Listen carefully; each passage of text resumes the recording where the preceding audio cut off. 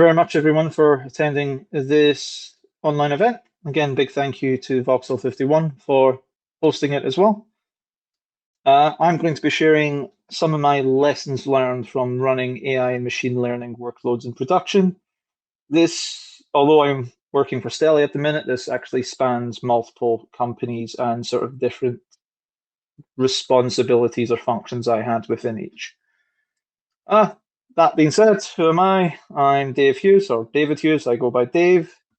My background is primarily software engineer by trade, I would say. I've been a system admin and network engineer at some point in time, had to learn how to host and deliver my applications at some point. Above all, I am a passionate technologist. I'm an open source developer, user, and enthusiast. Been a Linux distro maintainer at one point in my life, contributed fixes back to different upstreams while packaging, and even done a little bit of feature development. Above all, I'm a problem solver. I like getting my chops around some, let's say, niche problem spaces within tech. Why are we here? Sort of state of the union on the AI boom. I've got GPT-3 here, but realistically it was GPT 3.5 in November 22 and GPT-4 in March of 23 that ignited the AI boom as we see it today, very closely linked to investment cycles in the market. Above all, we've had a lot of new startups in the AI area, so-called AI native startups. We've had SMBs and enterprises looking on, trying to figure out what their AI strategy is. The ensuing gold rush and hype train has pulled in a lot of bias from traditional high-performance computing and also traditional cloud computing. I would like to highlight that as both good and bad bias. We've made quite a bit of progress over the past few years, but we've also introduced some problems along the way as a result of the bias that we pulled in. Problems. Above all, we've had a shortage of resources. I mean, traditionally, 2023, this was a lack of GPUs above all. However, I think everyone today is aware of the extreme shortage in flash memory. It's impacting absolutely everything now. Likes of Apple having to raise the prices on their consumer devices.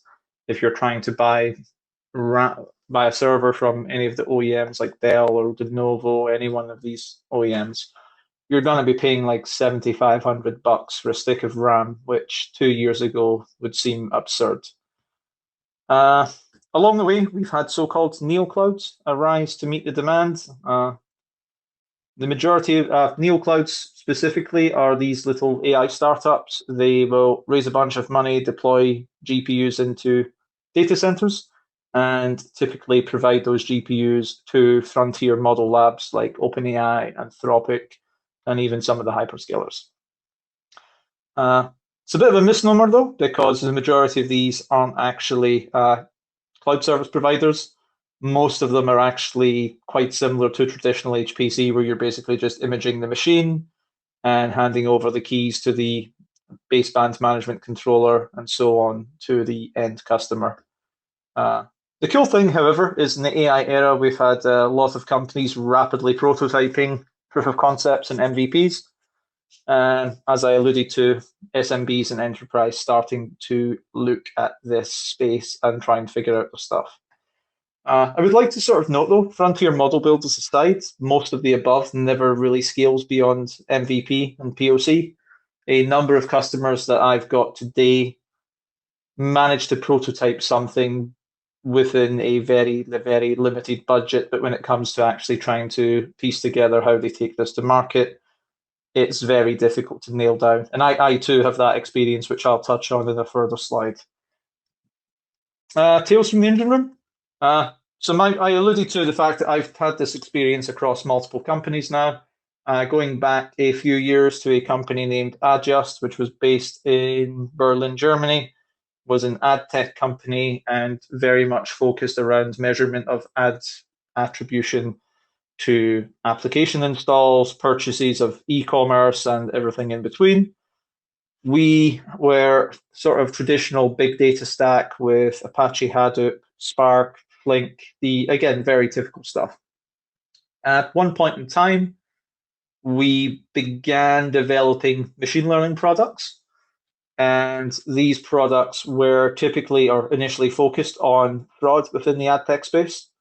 And of course, with machine learning comes the initial introduction of GPUs. So that was my sort of first toes in the water moment dealing with modern GPU infrastructure.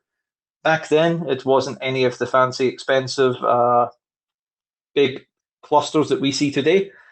We were basically just opening up our existing servers and inserting GPUs into the PCIe slots in the server where we could. This was, of course, not necessarily production scale. This was us just getting moving and trying to get a handle on what was actually possible to do with what we already had. The interesting thing here, though, is at Adjust, we had a sort of internal cloud platform based on OpenStack. And we, at that point in time, or I, at that point in time, was heading the platform engineering team internally. And it was my job to provide all the internal sort of product teams with resources.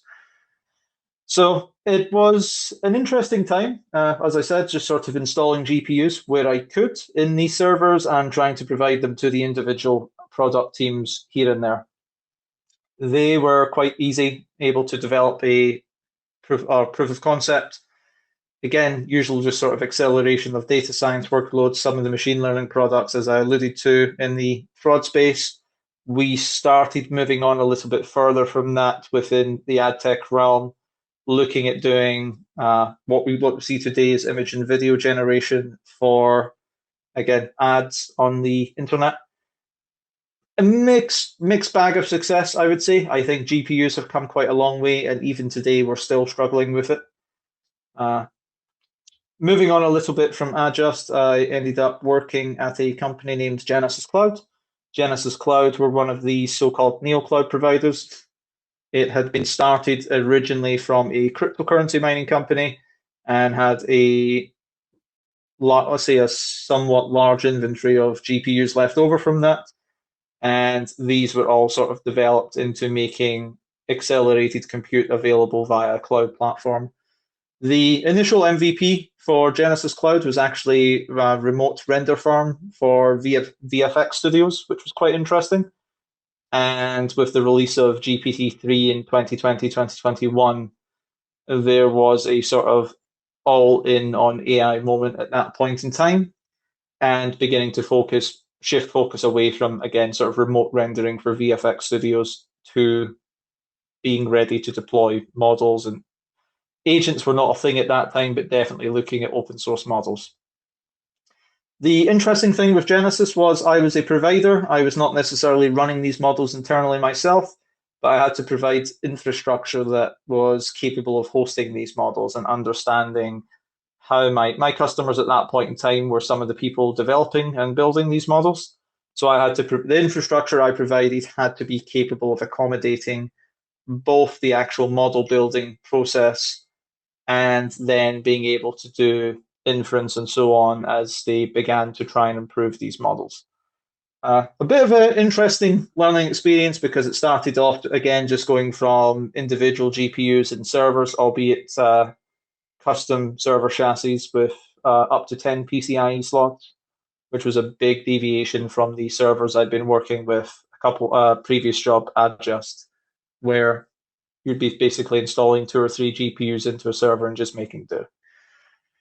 With the release of NVIDIA A100s in 2021 and then H100s in 2023, the focus shifted even further from what we were doing and specifically looking to build clusters of these expensive enterprise-grade GPUs.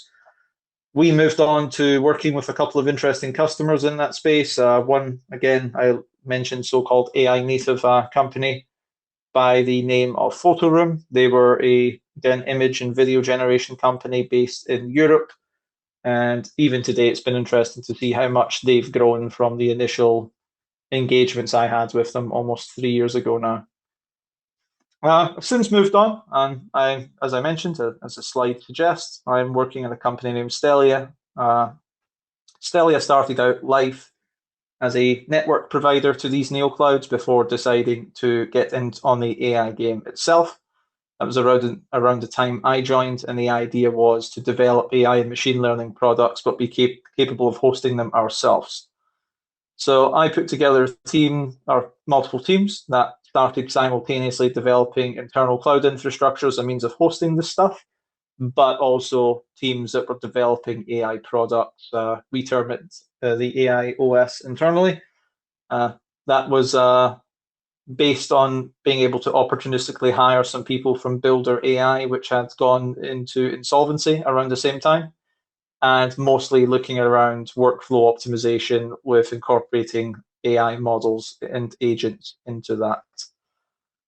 Again, the big challenge that I've had at Stelia is as we've developed this product, primarily we were internal customer focused, but we also provide external as well. Whether it's direct to external customer, or whether it's to an external customer via an internal customer, it becomes a bit of an interesting challenge. So along the way of developing our platform for hosting and delivering these products and developing the products themselves, we onboarded, let's say, early adoption partners along the way. Some of these partners are, I'll go through them sort of as I can. One is named Aspia. They were a academic project at the University of Hearts in England, originally focused on geospatial data, doing weather modeling, crop yield, different topics like that. They're currently involved in a number of interesting projects in Europe and Africa. David, quick interruption. A few folks are asking whether or not the slides should be advancing or if we are still on Tales from the Engine Room. No, this is meant to be on this one. Okay. That's up. Yeah, sorry. I'm not the most artistic person in the world. No worries. We're left off with, so yeah, it's one customer doing weather modeling on our platform, which is quite straightforward. We were just able to provide them with a typical so-called GPU as a service, which is fairly straightforward. It's not exactly rocket science these days. And some of the other interesting customers along the way, we announced one this week named Monks. They were a big media and entertainment company looking to get into ad tech. And the way that we were providing or working with Monks was helping collaborate in some of their products. And in doing so, providing sort of a model as a service. Now, Monks being in the ad tech space, this is where it gets really interesting. They wanted to work with Llama model from Meta. Specifically, we were working with Llama 4 Scout, which is a mixture of experts model. And this was being targeted to image and video generation. So I had a little bit of a challenge here because typically when I'm, from a sort of hosting perspective, I'm able to do a level of capacity planning. I can look at the number of parameters in a model. I can try and correlate that with the VRAM on the GPUs itself. And I can sort of come to a napkin math conclusion of what my capacity will allow me to host. The big challenge with the mixture of experts models is that the fact that there is a range of parameters active within the model at any given time. And when I was asked about hosting this for the customer at that point in time, I didn't have an accurate answer as to how many GPUs we would need to deliver that service. So we had to start off with just sort of throwing the product on a number of GPUs and observing it for 30 days and trying to get a gauge of what the utilization rate actually was on those GPUs. And it's been a very interesting experience depending on the context of the ad being generated and so on. We've had weeks where the GPUs are absolutely being hammered by the service itself. And then we've had other weeks go by where I could probably observe about 60, 70% utilization on the GPUs. And in any typical environment, I'd be having to justify why we've got expensive assets sitting at 70% utilization. But again, as I mentioned, it's been quite difficult to get an accurate handle on how to properly do capacity planning for that. Some of the other customers we're working with, providing just sort of, again, traditional GPU as a service, but the GPUs themselves not necessarily being used for large language models. Got customers using them for graph neural networks, convolutional neural networks, and it becomes a real difficult challenge when I have to accommodate all of these different things in a single platform. I've had it, like I said, going back to comparing it to when I was at Adjust, it was a bit simpler back then because we could at least sort of dictate what was hosted on the platform. But now that I'm in the position where it's more customer dictated workloads, it's a bit more tricky to try and accommodate that. I've not necessarily found an answer for that to date. I've just tried to handle it as best I could. We've also managed to find out a lot of interesting lessons learned in the process of doing that work, so especially within the ad tech space. The sort of common mantra within the industry to date is that you obviously need the biggest and best GPUs to do anything, but we actually found that some of the older, lower powered GPUs still have very valid use cases today. In the ad tech related products we've been building, actually the little NVIDIA L4 GPUs have been a workhorse for doing like text to speech, which is quite fascinating. So definitely proving that there is a use case and definitely a need to not only have GPUs available on your platform for delivering this stuff, but definitely having a range of them.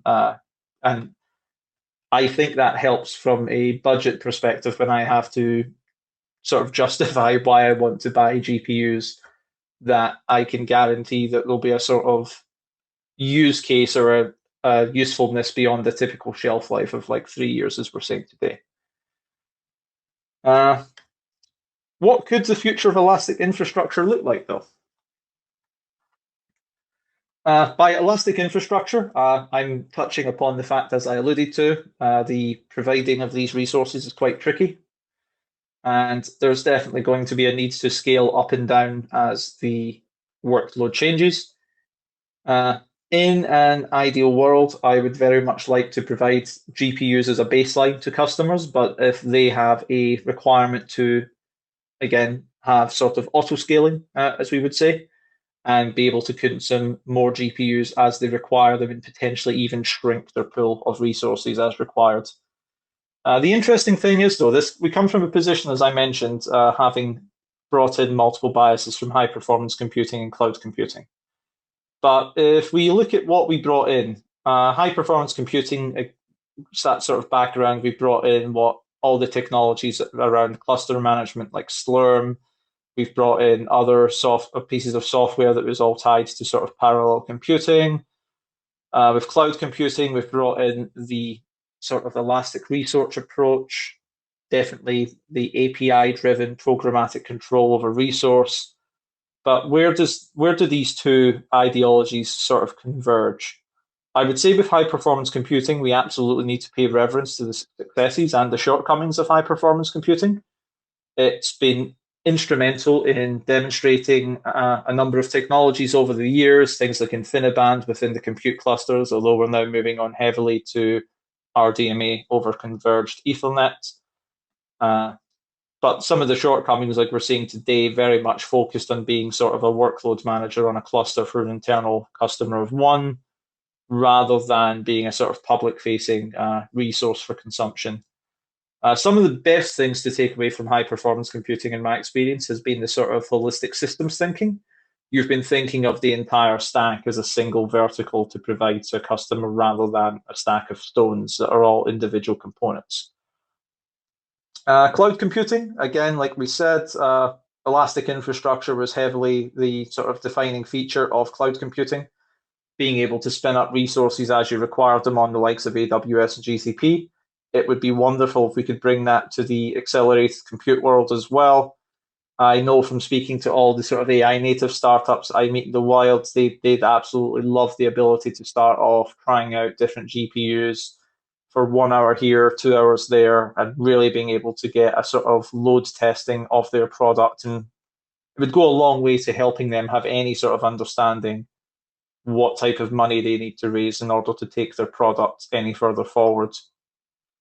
I would say data mobility is part of the big problem here. If we look at traditional cloud computing, it's largely built around data silos. I think everyone is familiar with US East 1 and Amazon.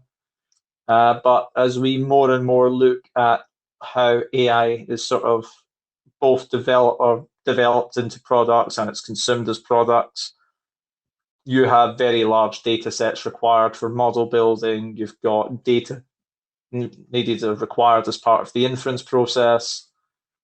So that doesn't really fit the traditional cloud computing model where you get metered consumption of data transfer. You're paying a certain number of dollars or cents per data transfer in or out of the cloud provider. I don't see that fitting at all with what the modern products look like.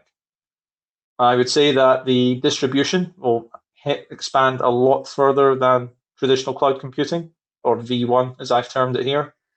If we look at what AWS and GCP have, they, like we said, got a sort of good service footprint across the globe, but they try and make use of products like AWS have their Outpost rack for placing into edge locations in different metro areas.